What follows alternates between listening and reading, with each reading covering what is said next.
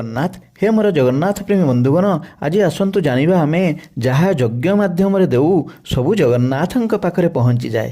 ଯଜ୍ଞ ହିନ୍ଦୁ ଧର୍ମରେ ଏକ ମହାନ ଧାର୍ମିକ କାର୍ଯ୍ୟ। ବେଦଜ୍ଞ ବ୍ରାହ୍ମଣ ପଣ୍ଡିତଙ୍କ ଦ୍ୱାରା ଯଜ୍ଞର ମନ୍ତ୍ରକୁ ଉଚ୍ଚସ୍ୱରରେ ଉଚ୍ଚାରଣ କରାଯାଏ ଓ ଅଗ୍ନିରେ ଆହୁତି ଦିଆଯାଏ, ଯାହା ଜଗନ୍ନାଥଙ୍କ ପାଖରେ ପହଞ୍ଚିଯାଏ। କାରଣ ଜଗତର ନାଥ ଜଗନ୍ନାଥଙ୍କ ଭିତରେ ସବୁ ଦେବାଦେବୀ ତ ଅଛନ୍ତି ନା।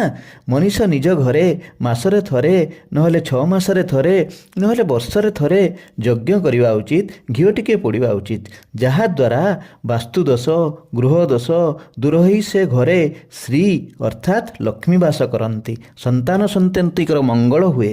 ଏମିତି କଥାମାନ ଜାଣିବା ପାଇଁ ଏହି ଚ୍ୟାନେଲଟିକୁ ସବସ୍କ୍ରାଇବ୍ କରନ୍ତୁ। ଜଗନ୍ନାଥ ସମସ୍ତଙ୍କର ମଙ୍ଗଳ କରନ୍ତୁ। ଜୟ ଜଗନ୍ନାଥ, ଜୟ ଜୟ ଜଗନ୍ନାଥ। ଜଗନ୍ନାଥାୟ ଜୟ ଗୁରୁ ଜଗନ୍ନାଥାୟ ଶ୍ରୀକୃଷ୍ଣାୟ ଗୋବିନ୍ଦାୟ ଗୋବିନ୍ଦ